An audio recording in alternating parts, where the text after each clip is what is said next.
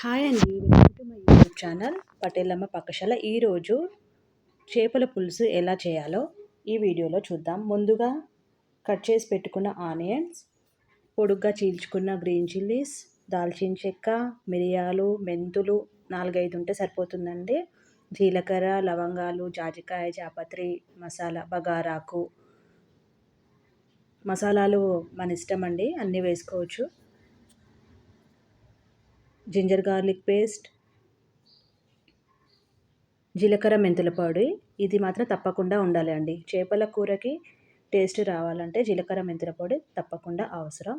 ఉప్పు తగినంత, కారం తగినంత, పసుపు ఒక చిన్న టేబుల్ స్పూన్, ధనియాల పొడి లాస్ట్లో కర్రీ అయిపోయినప్పుడు దింపే ముందు కొత్తిమీర, ధనియాల పొడి వేసుకుంటే టేస్ట్ చాలా కమ్మగా ఉంటుంది.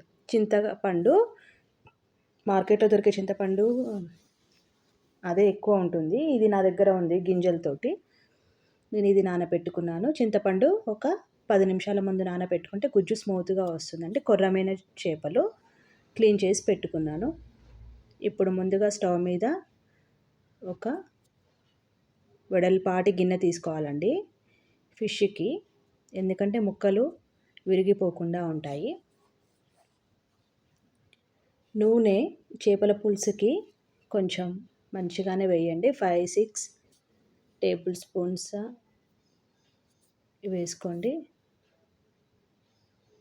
పెద్ద స్పూన్తో వేసుకోండి ఆయిల్.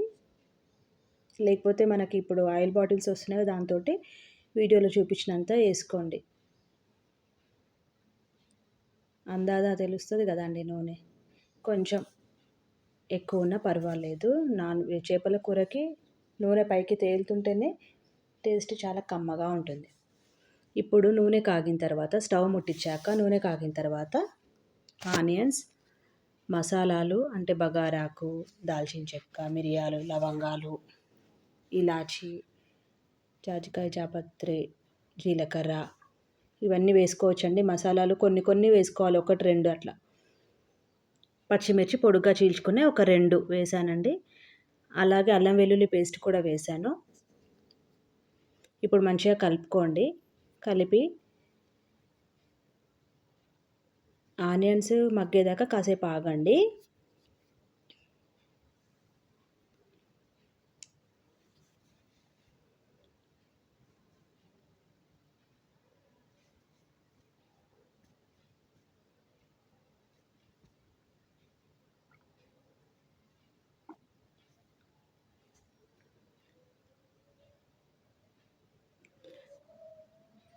ఇప్పుడు పసుపు వేసుకోండి,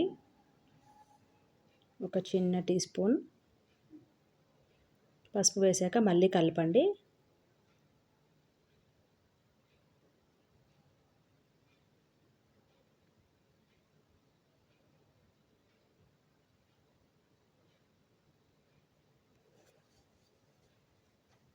ఇప్పుడు ఒకసారి మంచిగా కలిపిన తర్వాత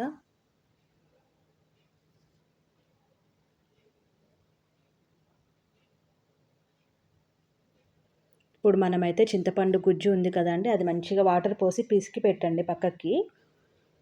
చింతపండు పులుపు తినేవాళ్ళు కొంచెం మంచిగా వేసుకోండి, లేదంటే కొంచెం తక్కువ వేసుకున్నా పర్వాలేదు. కానీ చింతపండు పులుసు కొంచెం మంచిగా వేసుకుంటేనే మనకి ఫిష్ కర్రీ అనేది చాలా కమ్మగా వస్తుందండి. గింజలున్న చింతపండు ఉంటే ముందే మొత్తం నానబెట్టిన తర్వాత రసం అంతా సపరేట్ చేసుకోండి. ఇప్పుడైతే నేను చింతపండు పులుసుని పోస్తున్నానండి. అవి గింజలన్నీ అడ్డు వస్తున్నాయని చెప్పేసి నేను వీడియో పాస్ చేసి మొత్తం పులుసు అయితే పోసానండి. చింతపండు పులుసు వాటర్ కలుపుకొని పోసుకోండి, మనకి ఎంత పులుసు కావాలో అంత. కొంచెం నానబెట్టుకున్నప్పుడైతే కొన్ని వాటర్ కలుపుకుంటే సరిపోతుందండి, చిక్కగా కూడా వస్తుంది. ఇప్పుడు కారం వేయండి తగినంత, మన టేస్ట్కి తగినంత వేసుకోండి. చింతపండు పుల్లగా ఉంటుంది కాబట్టి కారం 1 స్పూన్ ఎక్కువ వేయాలి. ఇప్పుడు ఉప్పు వేయండి. రాక్ సాల్ట్ కూడా వాడవచ్చు. రాక్ సాల్ట్ ఎలా వాడాలో, ఎంత వేయాలో తెలియని వాళ్ళు మెత్తటి ఉప్పు వేస్తే పర్ఫెక్ట్గా ఉంటుందండి. నేను మెత్తటి ఉప్పే వాడాను. ఉప్పు కూడా తగినంత వేసుకోండి. కొంచెం తక్కువ ఉన్నా పర్వాలేదు, లాస్ట్లో టేస్ట్ చూసి మనం ఉప్పు కలుపుకోవచ్చు. ఇప్పుడైతే ఆ చింతపండు వాటర్లో, పులుసులో మనం వేసిన కారం, ఉప్పు మంచిగా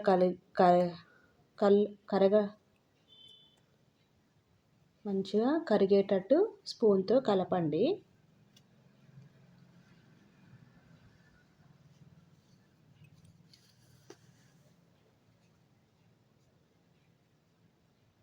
ఇదేనండి మెయిన్ ఇంగ్రీడియంట్, జీలకర్ర మెంతుల పొడి. జీలకర్ర మెంతుల పొడి ఎలా చేసుకోవాలో అందరికీ తెలిసే ఉంటుంది.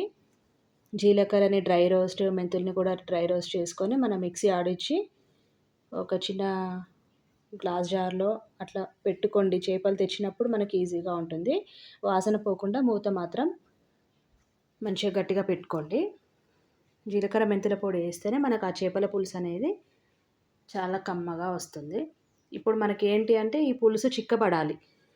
వాటర్ వాటర్ ఉండకుండా ఇట్లా స్పూన్ నుంచి మనం ఇట్లా కిందికి వదిలితే అట్లా వాటర్ రావద్దండి. అట్లా వాటర్ ఎక్కువ పోసినప్పుడు మనకి చిక్కగా రావాలి అంటే టైం పడుతుంది, 10 మినిట్స్ ఇంకా. అందుకే చింతపండు తక్కువ నానబెట్టుకున్నప్పుడు తక్కువ వాటర్ కలిస్తే అప్పుడు పులుసు కూడా తొందరగా మనకి చిక్కగా అవుతుంది. వాటర్ దగ్గరికి అవుతాయండి, మనం ఏం టెన్షన్ పడొద్దు. వాటర్ దగ్గరికి అవుతూనే ఉంటాయి, పులుసు చిక్కగా అవుతూనే ఉంటుంది.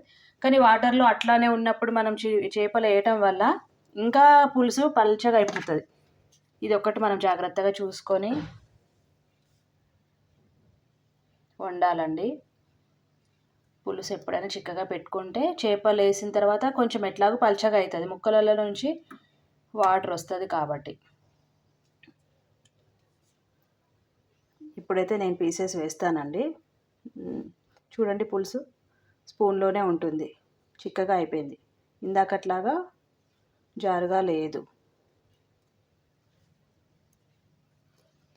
పులుసు చిక్కగా ఉన్నప్పుడే పీసెస్ వేయండి. ఇవి కొర్రమీను చేపలు అండి, నేను ఒకటొకటి వదులుతున్నానండి. ఒకేసారి వేస్తే అన్నీ అతుక్కుంటాయి. ఎప్పుడైనా వెడల్పాటి గిన్నెలోనే మనం ఫిష్ కర్రీ చేసుకోవాలండి.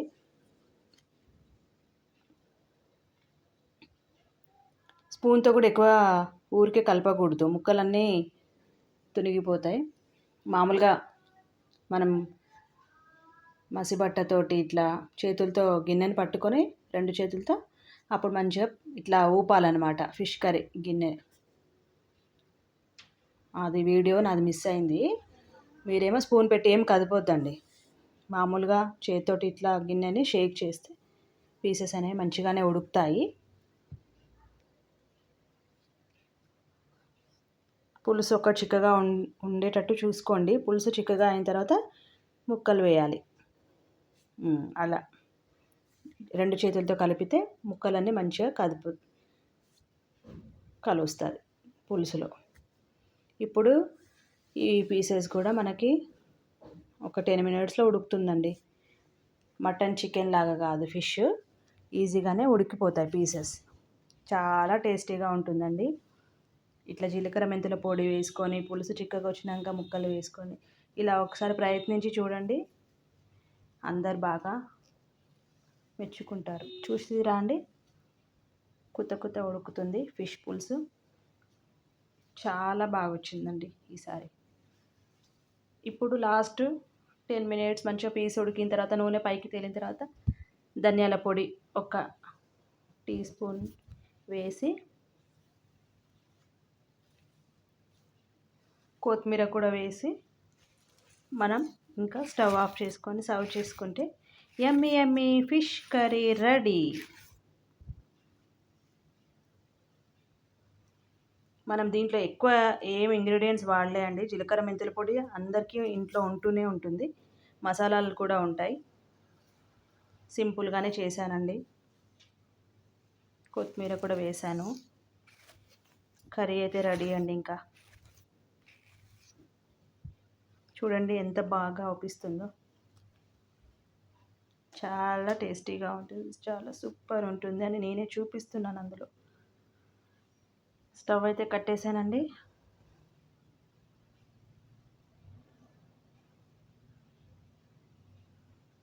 వీడియో నచ్చితే లైక్ చేయండి.